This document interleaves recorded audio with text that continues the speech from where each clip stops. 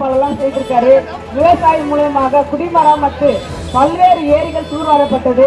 ஒரு விவசாயியாக இருப்பதால் தான் விவசாயத்தை சார்ந்த அனைத்து திட்டங்களையும் கொடுத்தாரு.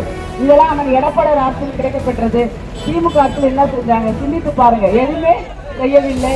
ஏழையான வாக்கு வித்தியாசத்தில் வெற்றி பெற செய்யுமாறு தொட்டு வணங்கி கேட்டுக்கொண்டு சட்டமன்றத்தில் எதிர்கட்சி வரிசையில் அமர வச்சிருக்கீங்க.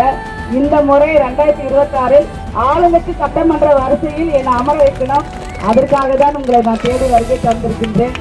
இந்த திமுக ஆட்சி 5 வருஷத்துல எதுவுமே செய்யல, மக்களுக்காக எதையும் செய்யவில்லை. அதிகமான ஒவ்வொரு தலையிலும் சுமைகள் தான் அதிகமாக வச்சிருக்காங்க. வந்தோடனே விலைவாசி ஏற்றினாங்க, கரண்ட் பில் ஏற்றினாங்க, வீட்டு வரி, சொத்து வரி, குடிநீர் வரி, குப்பை வரி, எல்லாத்துக்குமே வரி போட்டு தான் மிச்சம். இது மட்டும் இல்லை, பெண் குழந்தைகளுக்கு முதல்ல பாதுகாப்பே கிடையாது. 2.5 வயசு பெண் குழந்தையில இருந்து 80 வயது முதியோர் இருக்கும். மகளிர்களுக்கு, தாய்மார்களுக்கு இந்த 5 வருஷத்துல பாதுகாப்பு இருந்ததாமா? இந்த 5 வருஷத்துல கிடையாது.